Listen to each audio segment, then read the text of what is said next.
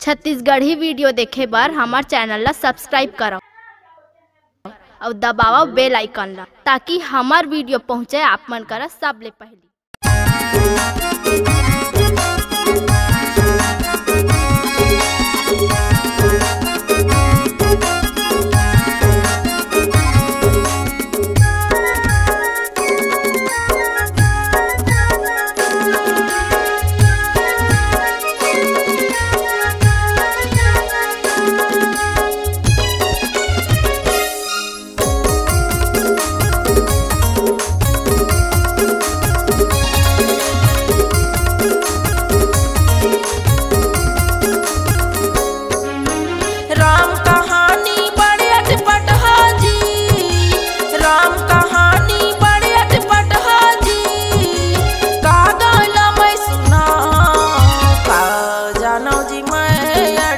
पढ़े लिखे नहीं पाए का जानो जी मैं अड़ही पढ़े लिखे नहीं पाए। राम कहानी बड़े अटपट हाजी, राम कहानी बड़े अटपट हाजी, का गाना मैं सुना का जानो जी मैं अड़ही पढ़े लिखे नहीं पाए, का जानो जी मैं अड़ही पढ़े लिखे नहीं पाए।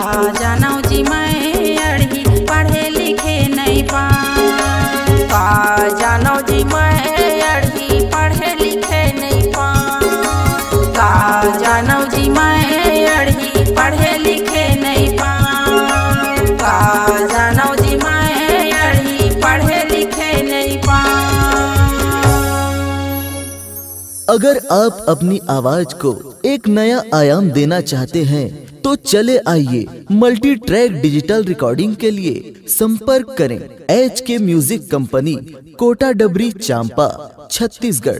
मोबाइल नंबर है 9329238487 और 8085380339।